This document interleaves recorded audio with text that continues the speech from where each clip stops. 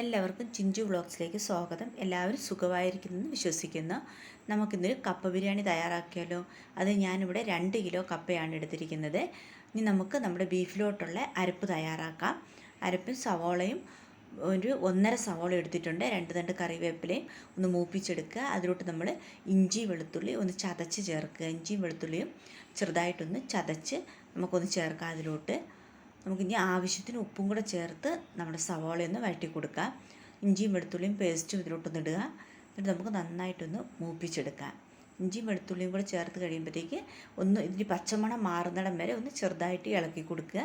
ഇനി നമുക്ക് നമ്മുടെ ആവശ്യത്തിനുള്ള മസാലകൾ ഒത്തിരി ചേർക്കുന്നില്ല. ഇപ്പം അരപ്പിൽ നമ്മൾ ചേർക്കുന്നുള്ളത് കൊണ്ട് ഇപ്പോൾ നമുക്ക് കുറച്ച് മുളക് പൊടി, മല്ലിപ്പൊടി, മഞ്ഞൾപ്പൊടി, ഗരം മസാലയും കൂടെ ചേർത്ത് നമുക്ക് നന്നായിട്ടൊന്ന് മൂപ്പിച്ച് പച്ചമണം മാറുന്നിടം വരെ നന്നായിട്ടൊന്ന് വഴറ്റി കൊടുക്കുക.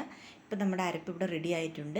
നമുക്ക് ഇതിലോട്ട് ആവശ്യത്തിന് വെള്ളം ചേർത്ത് നമ്മളിത് ബീഫിലോട്ട് വെള്ളം ഒന്ന് തിളയ്ക്കുമ്പോഴത്തേക്ക് നമ്മൾ ബീഫിലോട്ട് ഒഴിച്ച് ഒരു 8-9 വിസിലാകുന്നിടം വരെ കുക്കർ അടച്ച് വെച്ച് ഒന്ന് വേവിക്കാം. കപ്പ നമ്മുടെ ബീഫ് വേവുമ്പോഴത്തേക്ക് നമുക്ക് കപ്പ റെഡിയാക്കാം. കപ്പ നമ്മളിത് ഇതേപോലെ കൊത്തിയെടുക്കുക. കപ്പയ്ക്ക് കയ്പുണ്ട്, അതുകൊണ്ട് ഞാനിത് 2 പ്രാവശ്യം ഒന്ന് തിളപ്പിച്ചെടുക്കുന്നുണ്ട്. ഇപ്പോൾ നമ്മൾ തിളച്ച വെള്ളത്തിലോട്ടാണ് ഈ കപ്പ വാരിയിട്ട് കൊടുക്കുന്നത്. കൈ പൊള്ളാതെ മെല്ലെ ഇട്ട് കൊടുക്കുക. ഞങ്ങൾ ഈ കോട്ടയംകാരുടെ ഒരു പ്രിയപ്പെട്ട ആഹാരമാണ് ഈ കപ്പ ബിരിയാണി. ക്രിസ്ത്യൻസിൻ്റെയൊക്കെ കല്യാണങ്ങൾക്ക് തലേന്ന് രാത്രി അത്താഴത്തിന് വിളമ്പുന്നതാണ് ഈ കപ്പ ബിരിയാണി.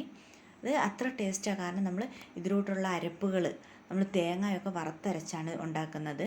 പച്ചയ്ക്കും ചേർക്കുന്നവരുണ്ട് കേട്ടോ. ഞങ്ങളിങ്ങനെ വറുത്തരച്ചാണ് ചേർക്കുന്നത്.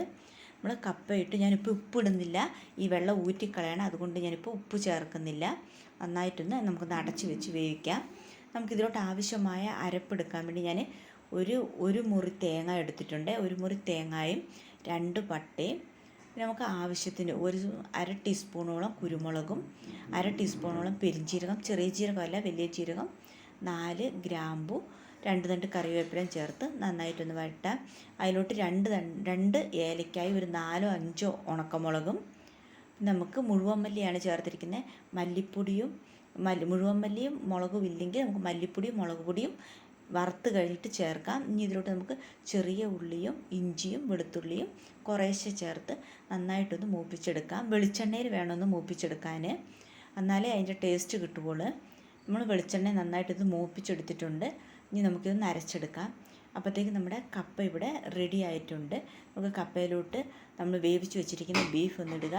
അതിലോട്ട് നമുക്ക് ഇനി ബീഫിൻ്റെ പുറത്തോട്ട് കുറച്ചും കൂടെ കപ്പ ചേർക്കാം. അതിലോട്ട് നമ്മൾ അരച്ച് വെച്ചിരിക്കുന്ന അരപ്പൊന്ന് ചേർത്ത് ഇളക്കിയെടുത്താൽ നമ്മുടെ കപ്പ ബിരിയാണി ഇവിടെ റെഡിയായി. എല്ലാവരും ചാനൽ സപ്പോർട്ട് ചെയ്യുക.